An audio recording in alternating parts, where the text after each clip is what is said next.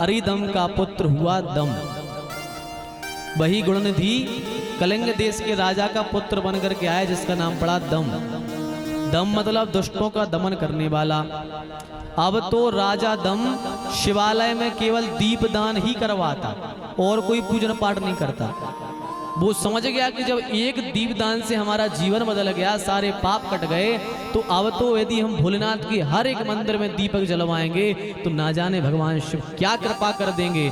तो राजा दम उसने नगर में भी कह दिया कि सुनो, जहां जहां शिवालय हैं सब जा जा करके वहां दीपक लगाना, और जिसने एक दिन भी दीपक लगाने में चूक की उसको मैं सजा दूंगा।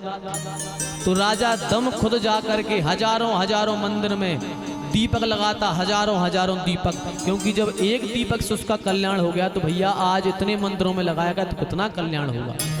उसने ऐसा करते करते अपना यह देह भी त्याग दिया। और दीपदान करने से भगवान शिव को दीपक लगाने से क्या हुआ, वही राजा दम अगले जन्म में जाकर के अलकापुरी के राजा कुबेर हुए। वे ही राजा अगले जन्म में अलकापुरी के राजा कुबेर बने। सोचो कुबेर कौन है, धनाध्यक्ष हैं, धन के अधिपति हैं। कैसे बने, केवल और केवल भगवान शिव के मंदिर में दीपक लगाने से। यदि दीपक लगाने से कुबेर एक चोर से कुबेर बन गए, सोचो दीपक मात्र से कुबेर एक चोर से धनाध्यक्ष बन गए, तो अपन के ऊपर यदि थोड़े बहुत संकट आने होंगे तो भगवान दीपक लगाने से दूर भोलेनाथ कैसे नहीं कर देंगे। इसलिए भोलेनाथ के जो है मंदिर में दीपक अवश्य लगाना चाहिए। इसलिए दीपक अवश्य लगाया करो भोलेनाथ के मंदिर में, भैया बहुत महिमा है भोलेनाथ। और मंदिर मंदिर में विराजे हैं भोलेनाथ, क्योंकि कहा है मंदिर मंदिर में विराजे भोलेनाथ, चढ़ा लो लोटा जल भर के। मंदिर मंदिर में विराजे भोलेनाथ, चढ़ा लो लोटा जल भर के। मंदिर मंदिर में विराजे भोलेनाथ, चढ़ा लो लोटा जल भर के। मंदिर मंदिर में विराजे भोलेनाथ, चढ़ा लो लोटा जल भर के।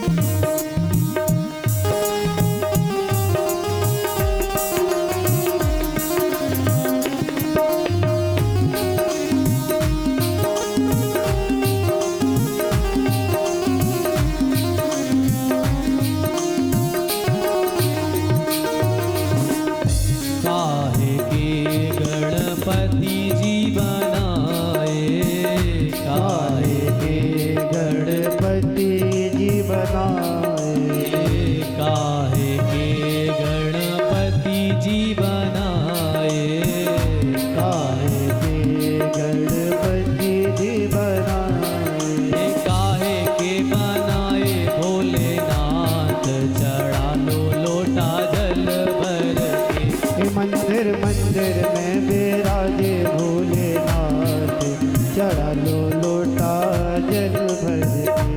जय हो।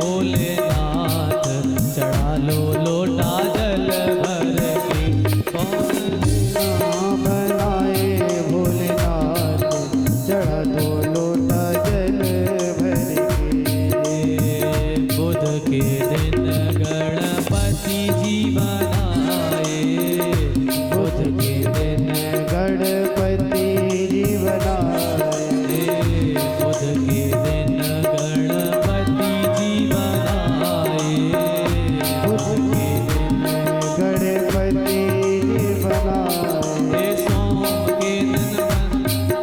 सोम के बनाए भोलेनाथ, चढ़ा लो लोटा जल भर के।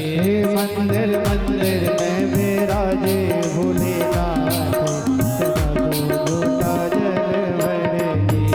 मंदिर मंदिर में विराजे भोलेनाथ, चढ़ा लो लोटा जल भर के। मंदिर मंदिर में विराजे भोलेनाथ, चढ़ा दो लोटा जल भर के। मंदिर मंदिर में विराजे भोलेनाथ, चढ़ा लो लोटा जल भर के। ओ मंदिर मंदिर में विराजे भोलेनाथ, चढ़ा दो लोटा जल भर के। बोलिए भक्तवत्सल भगवान की। अब भैया जैसे ही कुबेर ने दीपदान किए तो दूसरा जन्म मिला, दम बन करके आए, उसमें जीवन भर दीपदान किए तो भगवान ने अवंतिका जो है अलकापुरी के राजा बना दिया, जिनको कुबेर हैं, धनाध्यक्ष। अब जब अलकापुरी में राजा बन करके आए कुबेर, तब कुबेर ने क्या किया, कुबेर ने काशीपुरी में आकर, काशी में जाकर 10,000 वर्ष तक कठोर तप किया। जब इनको कुबेर बन गए, ये इनका नाम कुबेर नहीं था, कुबेर नाम कैसे पड़ा भी ये भी बता रहे आपको। तो इन्होंने काशी में जाकर के 10,000 वर्ष तक कठोर तप किया, और इनके तप के प्रभाव से भगवान शिव और माता पार्वती प्रसन्न हो गए। भगवान शिव दर्शन देने के लिए आ गए, सामने खड़े हो गए और कहा कि हे कुबेर मांगो क्या चाहिए। तो कुबेर ने क्या किया, भगवान शिव को प्रणाम किया और माता पार्वती को कुबेर देखने लगे। ईर्ष्या से कुबेर माता पार्वती को देखने लगे। अब माता पार्वती ने देखा कि ये मुझे ईर्ष्या से देख रहा है, तो माता पार्वती को आ गया क्रोध। उन्होंने ना किसी से कुछ कहा ना कुछ, उन्होंने लिया वज्र और जो है कुबेर की एक आंख फोड़ दी। जैसी आंख फूटी, शंकर जी ने कहा, रे देवी तुमने ये क्या किया, उसने इतना कठोर तप किया, तुमने आंख फोड़ दी। तो माता पार्वती ने कहा, प्रभु ये मुझे ईर्ष्या से देख रहा था, गलत दृष्टि से देख रहा था। भगवान शंकर ने कहा, क्यों कुबेर, तुम गलत दृष्टि से अपनी मां को देख रहे थे, क्यों देख रहे थे? तो कुबेर ने हाथ जोड़ करके कहा कि प्रभु मैं गलत दृष्टि से नहीं देख रहा था, मैं तो ये सोच रहा था, मैं तो ये देख रहा था कि इन माताजी ने ऐसा कौन सा व्रत अनुष्ठान तप किया है कि जिनको भोले बाबा ने अपनी अर्धांगिनी रूप में स्वीकार किया। मैं तो ये देख रहा था कि इन्होंने ऐसा कौन सा तप किया। भगवान शंकर ने कहा, देखा पार्वती, वो तो तुम्हारे तप को देख रहा था कि तुमने कौन सा तप किया, तुमने उसकी आंख फोड़ दी, ये तुम्हें नहीं करना चाहिए था। भगवान शिव ने कहा, कुबेर तुम्हें तनिक सा भी क्रोध नहीं आया है, तुमने बहुत कठोर तप किया, इसलिए जाओ, आज से मैं तुम्हें अपना मित्र स्वीकार करता हूं। भगवान शिव ने कुबेर को अपना मित्र बना लिया। अच्छा, कुबेर नाम क्यों पड़ा? क्योंकि उनकी एक आंख फूट गई थी, तो जिसकी एक आंख नहीं होती उसको कुबेर कहा करते हैं। इसलिए आज के बाद अपने आपसी वालों को कभी कुबेर मत कहना, वरना कुबेर का मतलब क्या होता है? एक आंख फूटने वाला। आदमी खुश हो जाते हैं कुबेर सुन के, आए हम धनपति हैं। अरे भैया तुम धनपति नहीं हो, तुम एक आंख वाले हो। उनका नाम कुबेर इसलिए पड़ा। तो कुबेर को भगवान शिव ने जो है अलकापुरी का राजा बना दिया, धनाध्यक्ष बना दिया और अपना मित्र बना करके अपने गणों में भगवान ने उसको स्वीकार कर लिया और आशीर्वाद देकर के भगवान वहां से चले गए। बोलिए शिव महापुराण की जय हो। अब नारद जी पूछते हैं पिताजी से, पिताजी कृपया करके हमें और सृष्टि की कथा सुनाइए, कैसे सृष्टि बढ़ी। तो ब्रह्मा जी कहते हैं, नारद सबसे पहले मैंने सनकादिकों को बनाया, फिर मैंने 10 ऋषियों को प्रकट किया, इसके बाद मैंने मनु शत्रुपा आदि को प्रकट किया। और क्या हुआ कि मैंने एक बहुत सुंदर पुरुष को प्रकट किया जिसका नाम था कामदेव। कामदेव को बनाया तो जो ऋषि महात्मा खड़े थे सब देख करके मोहित हो गए, इतना सुंदर था काम, सब देख करके मोहित हो गए। तो ब्रह्मा जी ने कहा जाओ तुम्हारा नाम कामदेव होगा। और ब्रह्मा जी ने 5 बाण दे दिए, कामदेव को 5 बाण दे दिए, कहा लो यही तुम्हारे अस्त्र शस्त्र होंगे, इनसे ही तुम दूसरों पर प्रहार किया करोगे। तो कामदेव ने जैसे ही 5 बाण लिए और इसने सोचा कि चलो थोड़ा हम प्रैक्टिकल करके तो देखें प्रभाव हो रहा कि नहीं। तो इसने क्या किया कि पिताजी के ऊपर प्रहार कर दिया, कामदेव ने पिताजी पर बाण मार दिया। अच्छा, उसी समय ब्रह्मा जी ने संध्या नाम की एक कन्या को प्रकट किया था जिसका नाम था संध्या, उसी समय कामदेव ने मार दिया बाण। सब जितने वहां ऋषि महात्मा बैठे थे ब्रह्मा जी ने सब काम बस हो गए, सबके मन में विकार आ गया। और ब्रह्मा जी ने उस संध्या नाम की बेटी को देख करके मन में विकार उत्पन्न कर लिया। जैसे ही ब्रह्मा जी के मन में विकार आया तत्काल एक ऋषि ने जाकर भगवान शंकर से शिकायत कर दी। भगवान शंकर प्रकट हो गए और ब्रह्मा को बहुत डांटा भगवान शंकर ने, अरे ब्रह्मा तुझे लाज न आई, तू अपनी ही बनाई हुई कन्या पर मोहित हो गया। अब ब्रह्मा जी तो कहना चाह रहे थे कि प्रभु मेरी गलती नहीं है, इस कामदेव ने उसी समय बाण छोड़ दिया, पर भगवान शिव ने एक ना सुनी और बहुत खरी खोटी सुनाई। और खरी खोटी सुना करके भगवान ने कहा उस सिर का तुम स्पर्श करो स्वयं खुद। तो ब्रह्मा जी ने जैसे ही स्पर्श किया तो उनका वह सर निस्तेज हो गया।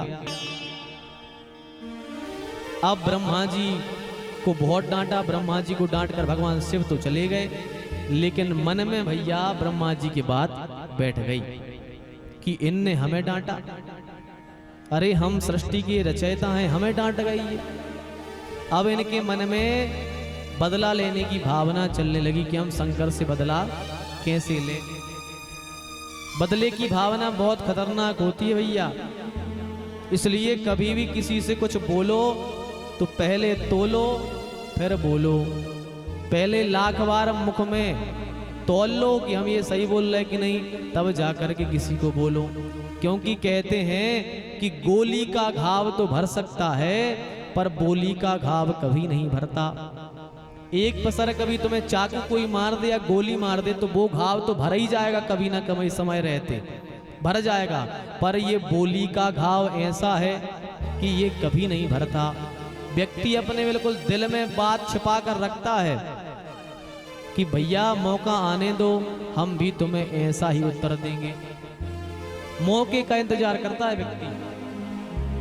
हाँ, यदि आपके घर में कुछ मेहमान नवाजी हो रही हो, कोई आए और उससे वो आपका कोई खास आया, वो बैठ गया, 4 लोग बगल में बैठे हैं, आप उन 4 लोगों को 5 सुपारी दे आओ, उसको छोड़ करके भूल बस कोई ने बुला लिया तुम्हें, तुम तत्काल दौड़ करके चले गए, तो व्यक्ति को उतनी सी बात याद रह जाएगी और वो कहेगा रुक जाओ, तुम हमारे सामने से ट्रे लेकर के गए, आने दो मौका, हम भी तुम्हें बताएंगे, हम भी ऐसा ही करेंगे। इसलिए भैया बोलना बहुत अच्छे से सीखना चाहिए, किसी से कुछ नहीं बोलना चाहिए। सुन रहे राजा, पहले मन में 50 बार सोच लो कि हम क्या कह रहे हैं, और ऐसे शब्दों को बोलना चाहिए जो यदि कोई हमें कहे, मुख से वे ही शब्द बोलो, यदि वे ही शब्द लौट करके आपके पास आए तो आपको बुरा ना लगे, ऐसे शब्दों